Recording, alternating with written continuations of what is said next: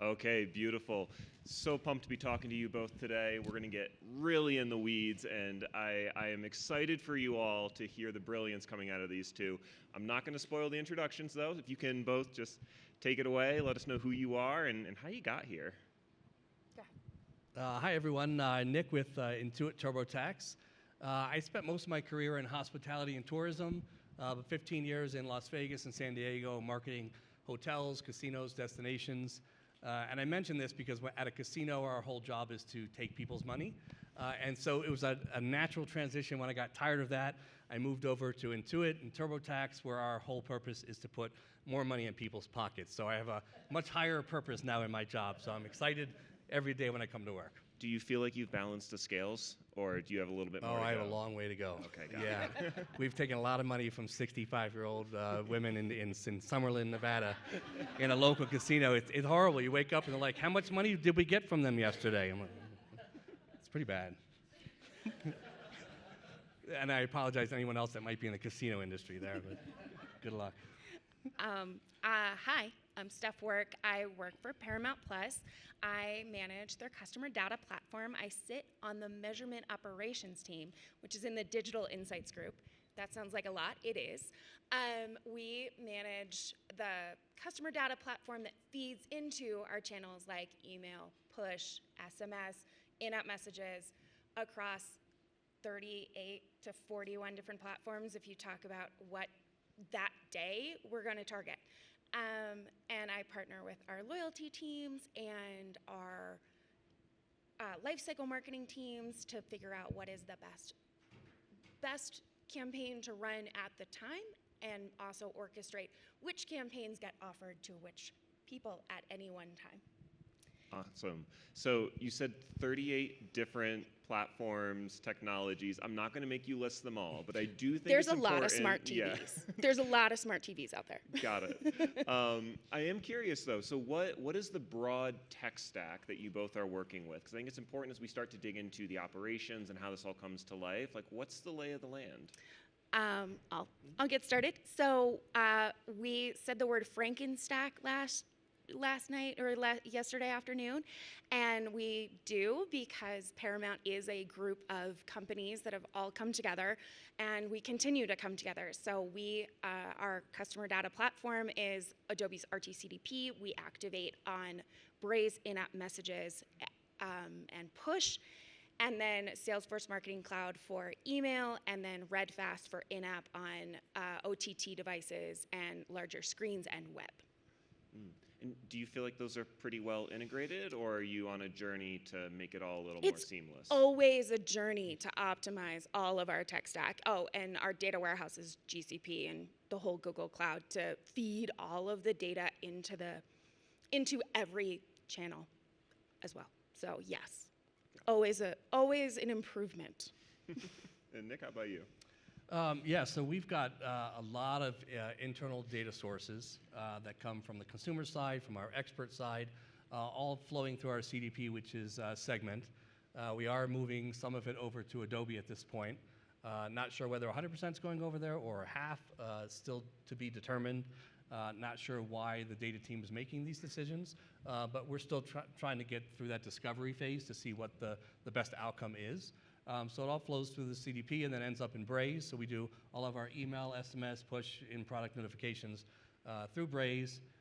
And then building our emails and executing, we use Stencil to get things out the door quickly, movable link for all of our personalization, and creatively we use Figma just to get the creative done. So at the end of the day, this is all, in a sense, scaffolding, right? And it doesn't matter how incredible your tech stack is, if the data flowing through it is subpar. So talk to me a little bit about how you ensure good quality of data. Nick, as I understand it too, like in the tax industry, that is very particular. So how do you approach it? So we're highly regulated through the IRS, a small known rule that we follow, 7216, which governs a lot of the way we can use our data, where we can get it from, how we can use it, when and why we can use it to help a customer finish and file their taxes. So it's paramount that Paramount, look at that. Wow, that just came out. Plus, it's important. Plus. Right.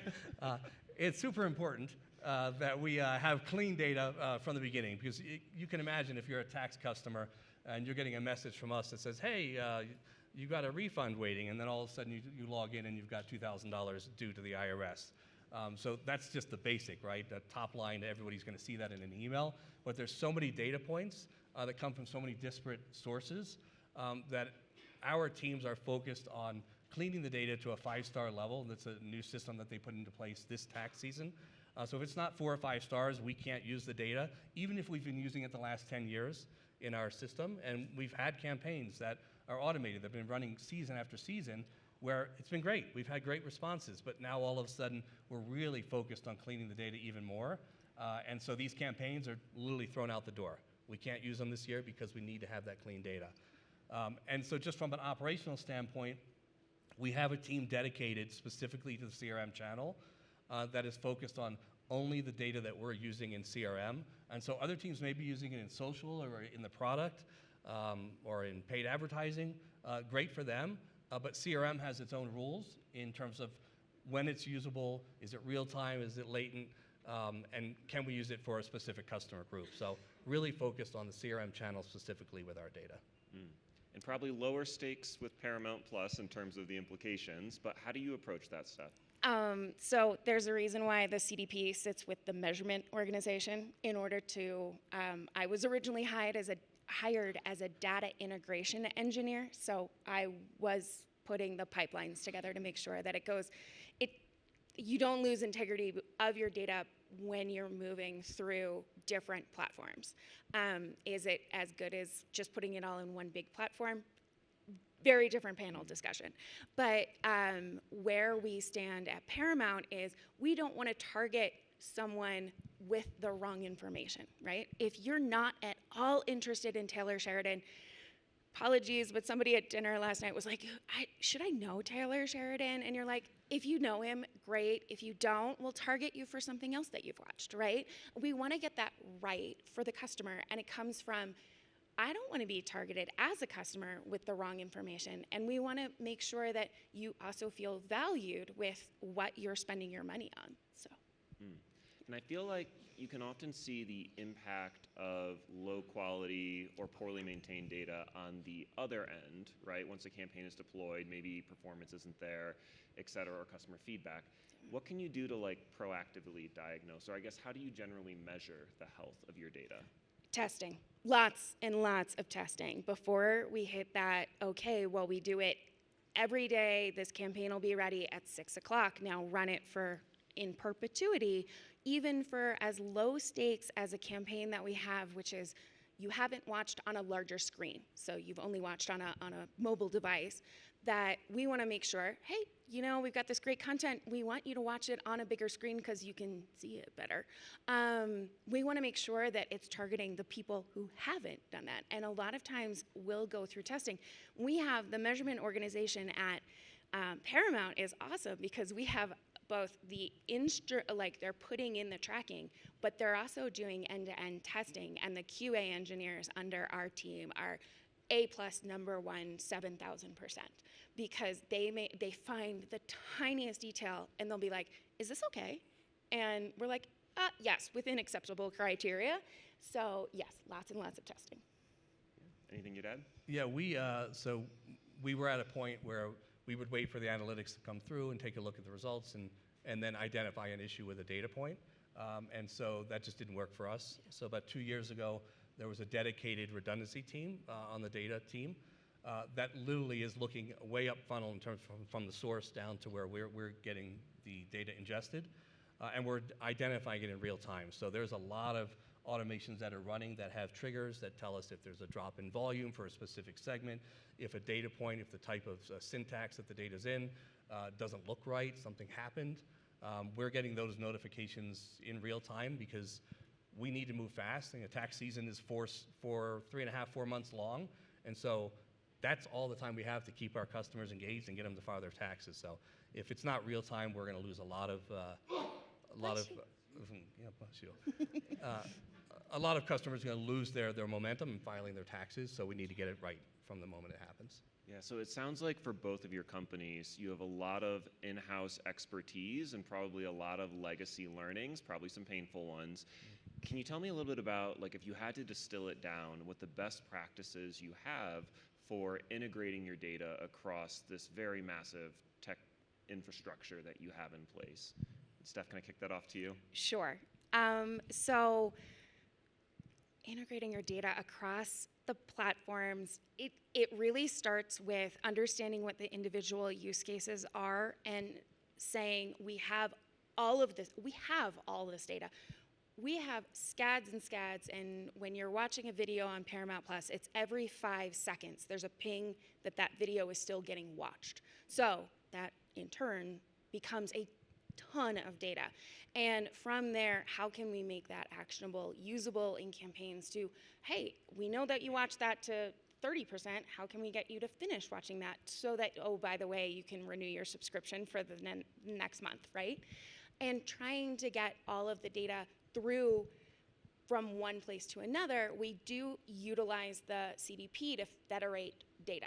So we're huge on, there is a data warehouse that we leverage, but then from an audience perspective, we have householding, and then we have individual viewing profiles. And from there, sorry to get super technical, but hopefully everybody nerds out at this moment, but from the profile level, we can then target, I could be opted in to push on my phone, but my partner has a different profile and they're not opted in to push. We want to make sure the right profile is targeted with the right content.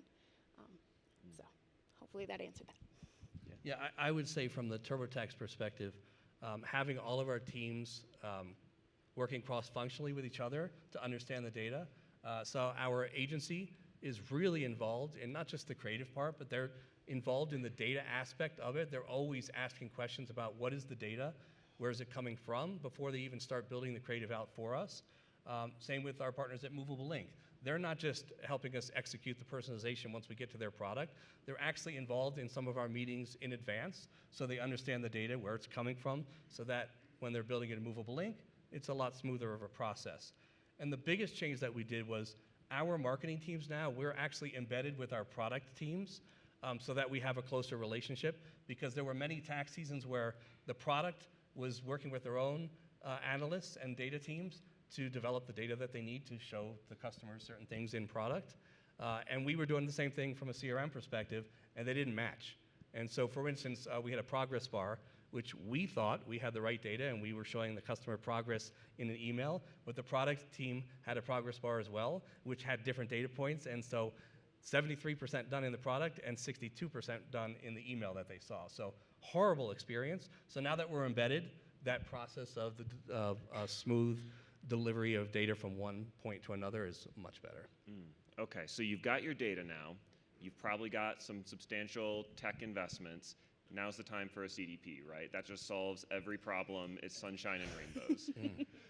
Where do companies go wrong when they start to integrate a CDP and then they want to start activating against what seems like limitless possibilities? And if you could help steer us, where should people be starting when they're looking to make the most out of their CDP?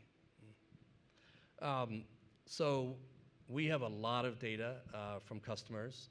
If you can imagine filling out a tax form, you're filling out dozens of different fields in one tax form alone, and it's a lot. And we always run up to marketing managers, we butt heads where they want to activate on everything.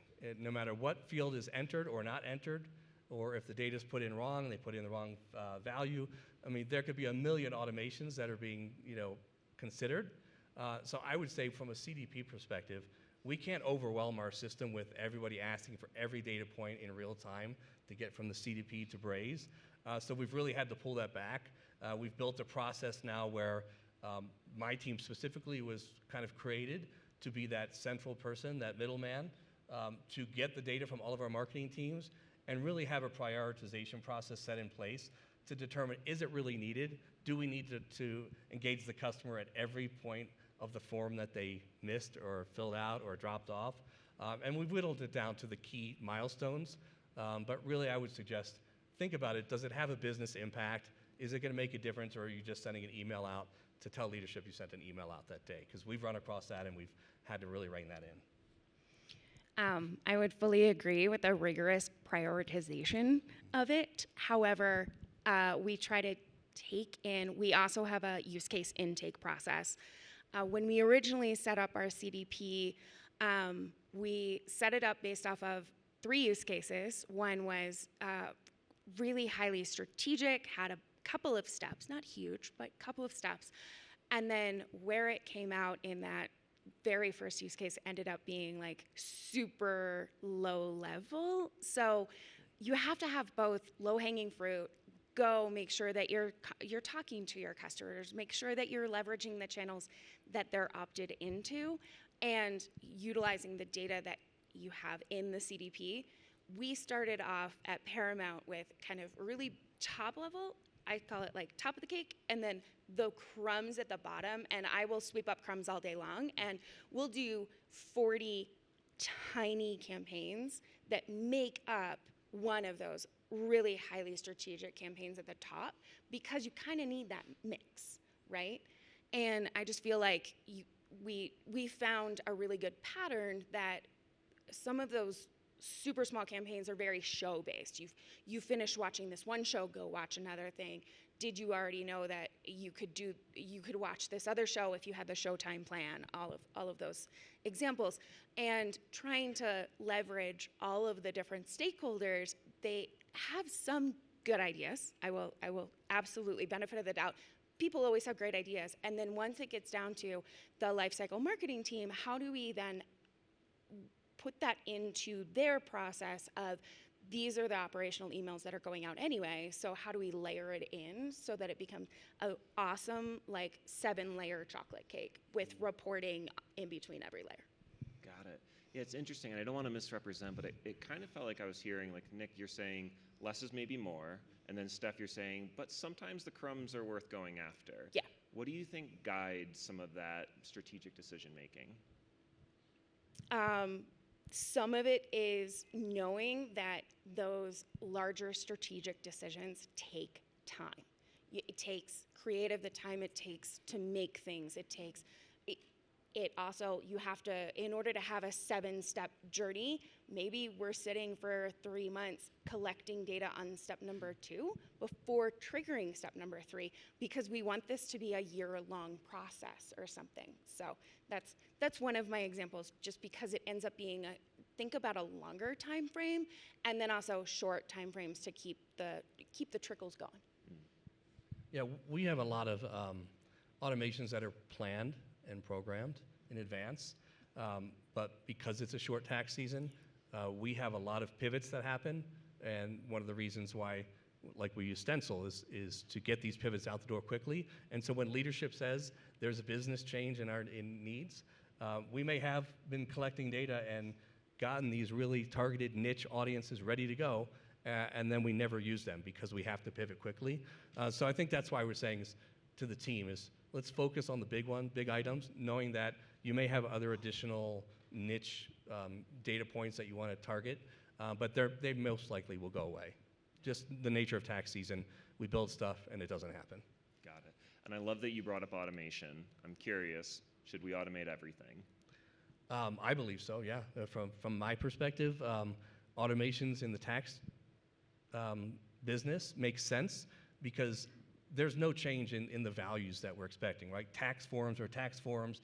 The data that's coming in is expected, and what that data represents doesn't change. Like, you have a child tax credit, you're putting in certain child tax information. We know what it means, and we know why the customer put it in there, so an automation makes sense. We don't have to think about it. We've planned in advance. We know the big picture, and so we should absolutely automate that process because there are so many data points in it. So if you want to go after everything, how do you think through the prioritization of, like, where to start first? It depends on the customer journey. We're split into 3 groups. We have the top of funnel team for CRM. We have the post authentication into the product, so they're actively doing their taxes and getting to the finish line. And then we have year round, which is they finish their taxes, keep them warm over the summer. And each has its different prioritizations. Top of funnel is big picture, trying to get them in the door for this tax season. But post auth, which is where I spent most of my time, is really about understanding them more concretely as to where they are in the tax journey. Prioritization for that is understanding that nuance of what is the reason that they become unengaged, or why are they blocked, and what can we do to get them to the finish line. And for the most part, I was talking with the roundtable last night, it's not about a 20% offer to get them to the finish line. It's about identifying that they're having a problem understanding child tax credits or understanding the cryptocurrency and how it affects their taxes. And so for us, it's about recommending the expert at that point and saying, hey, an expert will get on a phone call right now with you and get you to the finish line. That's the prioritization, is get them to that finish line. Got it. And then Steph, as I understand it, you're the automation sensation over at Paramount. So talk to me a little bit how you approach that on your side of the business. The automation sensation, I'm going to add that to my LinkedIn profile. Thank you. I think automation, when we, let me preface it with, our marketing operations team is very small.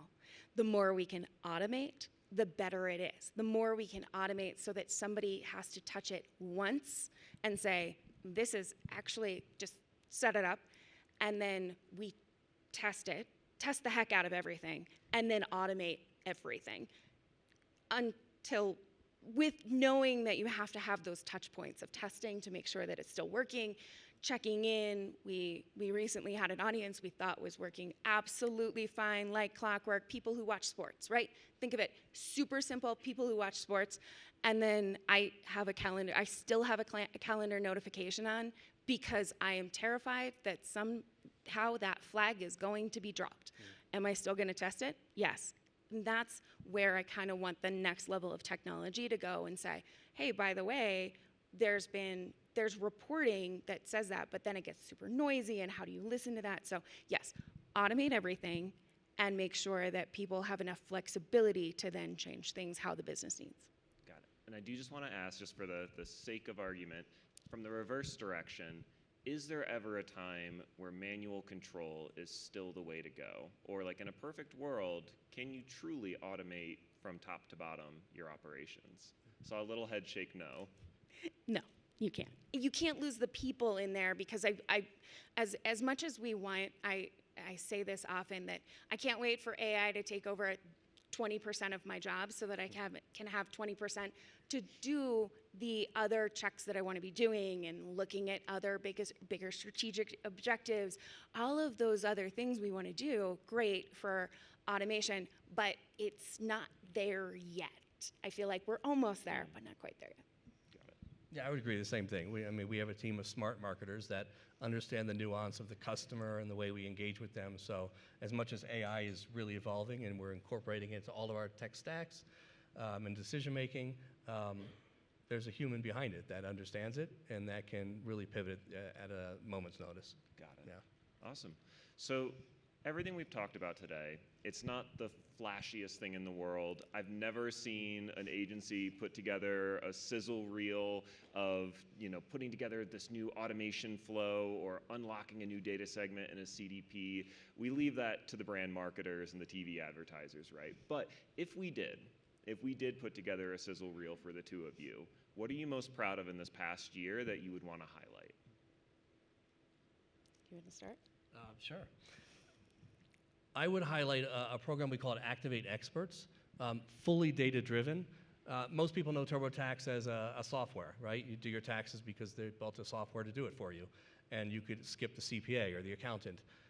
But people don't know, because we don't market it as much, is that we do have full-service experts that can do your taxes for you. You hand them all your documents, and they do your taxes just like you'd walk in and do it with your CPA.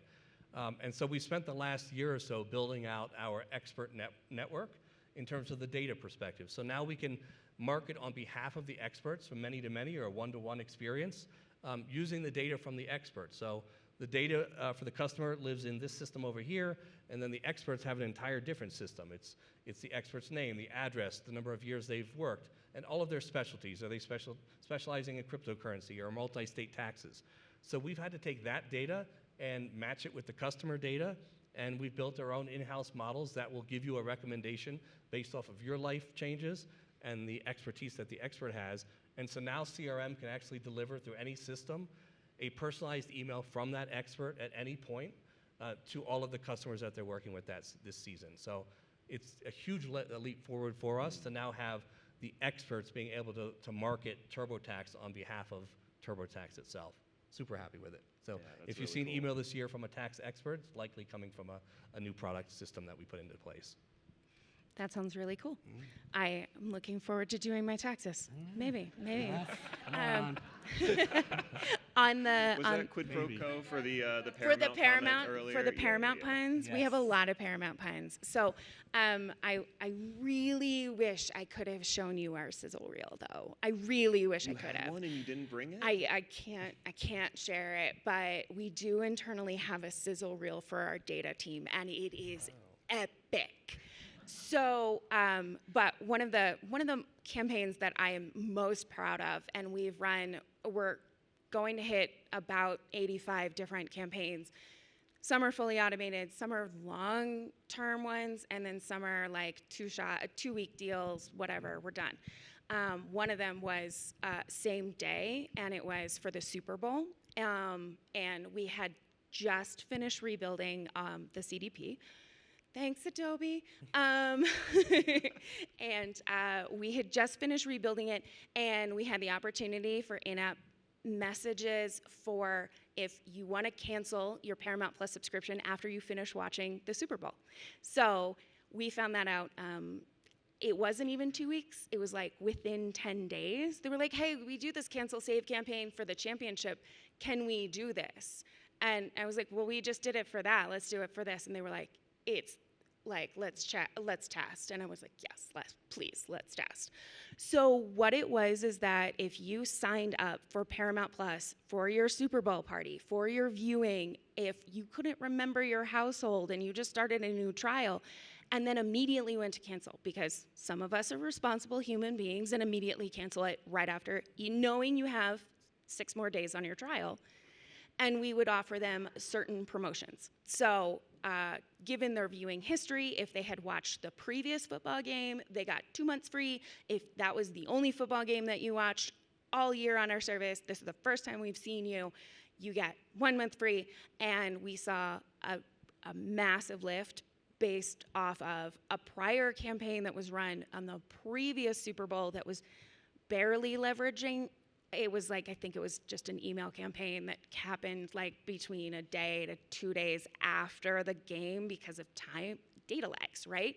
But we were able to capture the customer as they were on the cancel screen. We were like, hey, do you want to just keep this going? Like, keep this up, come on, we've got good content. You know you want to watch the other dramas that are on CBS, right? Go catch your comedies.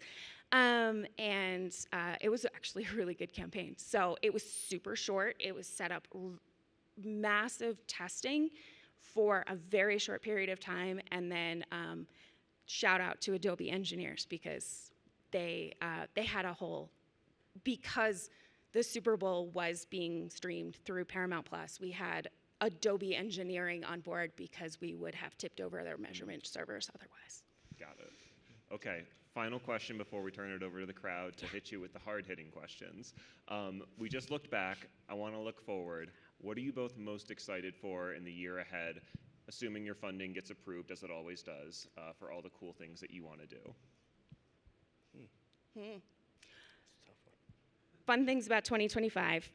Paramount is getting purchased. So this is not news that isn't already in the public, already known. We are going there. It is expected to be finalized. It's in final approvals. So what I'm most looking forward to in 2025 is having a little bit of clarity to the future. And I think what it ends up being is such an exciting time of a lot of people having a lot of ideas of like, how do we do this better? Or how can we, with the new changes, if an organization is undergoing change already, it almost sparks more change because people are like, you might as well change this now too, right? Yeah. So I think that's what I'm most excited for. Very cool. And Nick, for you? It would go along with the Activate experts, just to see how that pans out. Brand new type of marketing for us from a one-to-one perspective from the experts. And the other thing I would say is our Super Bowl commercial. I can't say what it is, but I'm always excited to see people's reactions to it. So Will you be should appearing in the Super Bowl Oh, commercial? no, I'm absolutely not in it, no. Maybe next year. Yeah. Nick, right. thank you for making taxes interesting. And Steph, serious question, 1883 or Yellowstone? 1883. It's on Paramount Plus, and Yellowstone is not. Wait, really? It's not. The rights for Yellowstone were sold to NBC Universal before Paramount Plus was a product. And hats off. Go ahead. I was saying hats off to you. So she mentioned earlier, somebody at dinner asked who's Tony Sheridan? That was me. Taylor Sheridan. No clue. I wasn't going to call you out TV on. watcher, so. I wasn't going to say this guy. No, call him out. I'm okay with this.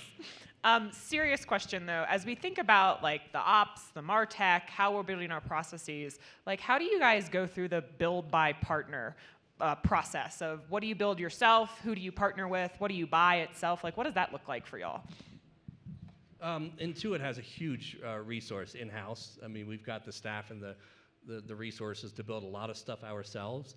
And they've done a great job internally building a lot of data systems and language models.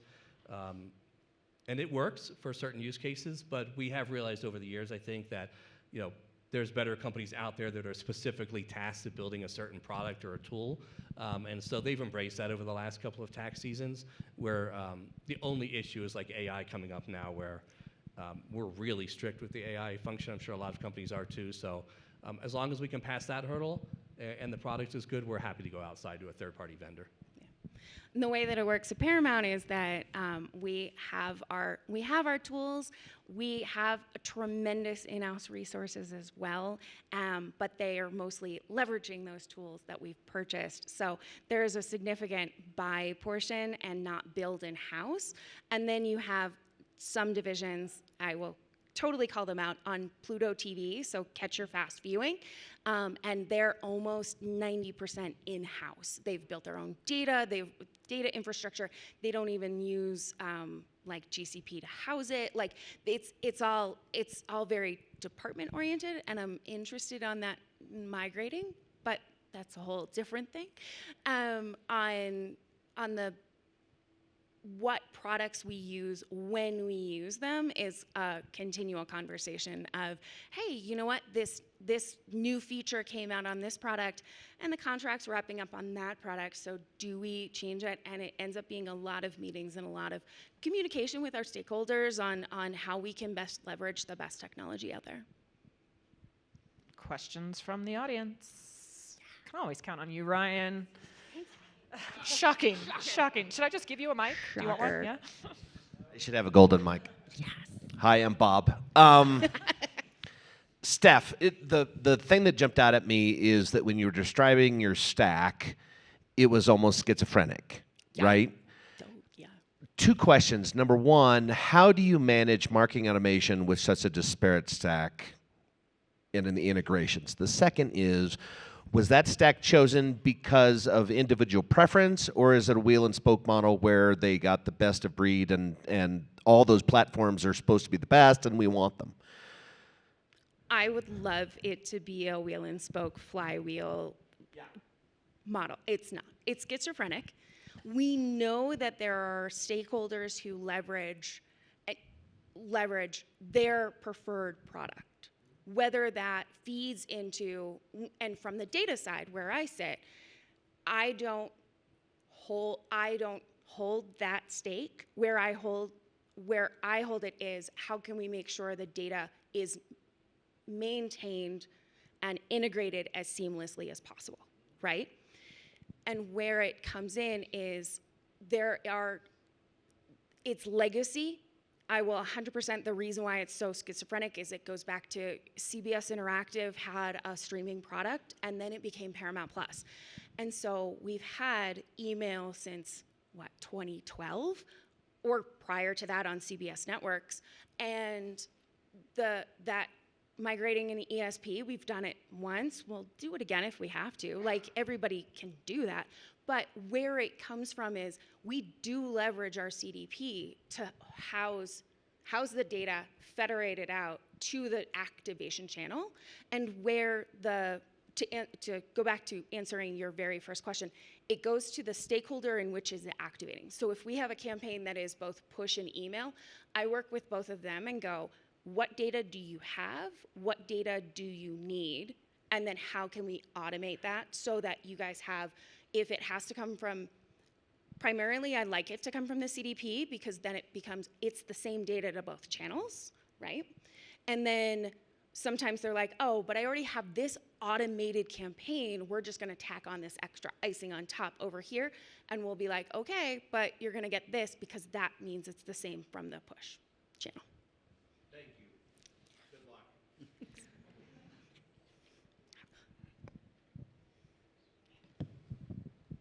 Hey, I'm Sean with the OfferFit team. My question is also for Stef. Sorry, Nick. Stef, you mentioned campaign orchestration, and I feel like this is kind of a hot button topic. We talk to a lot of brands that are moving to more of a campaign orchestration type of environment. And so what we've found in those conversations is it's typically not that difficult to figure out for a particular customer what is the right thing to do. The math isn't that tough. What's tough is actually the internal stakeholders that have competing business priorities that you need to align. And so I guess I'm curious from your perspective, what were the critical things you did in order to get that internal alignment that we're going to do what's right for the customer, it's going to be what's right for the brand, and or any advice you have for brands that are thinking about making a similar transition? I would highly lean towards the process that we set up internally, which was anyone can submit across the company a use case to leverage. I've got an idea for a campaign. People always have good ideas. I'm not going to say no to the person in UX who wants to do something. Sure, bring it in. We'll review it. We have a couple of review cycles, and it's quick. It's within. We can say that we can set up a campaign within 10 days if we already have the data, we already know the channel, and we already know this activation. So it's basically like setting up an orchestration that's kind of already there, but not. Yeah, you guys get the point. But where it comes in is that we have 4 stakeholders. One's from product, one's from marketing, one occasionally they'll come in from finance, and they're fun. Because they'll be like, well, how much do you think you're going to make off of this? And so it really goes into the business review of it. And we walk through the criteria. And before we walk through the criteria, I say, and sorry, I'm the one who does it. I have a very small team of me and another person. And I will set up, hey, this is how big your criteria is set to activate on. So it goes down to what you've just set up is going to target 70 people. Do we want to spend the resources on doing that? Or do we want to make this conversation?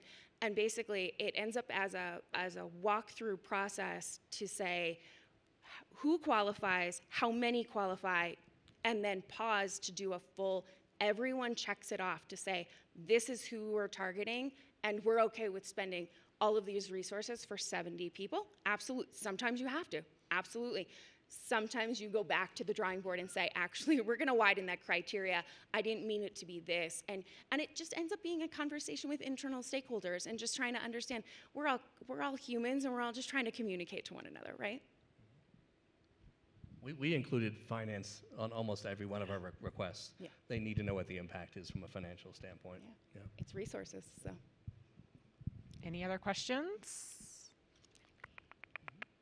Stef, Nick, Doug, thank you guys so much.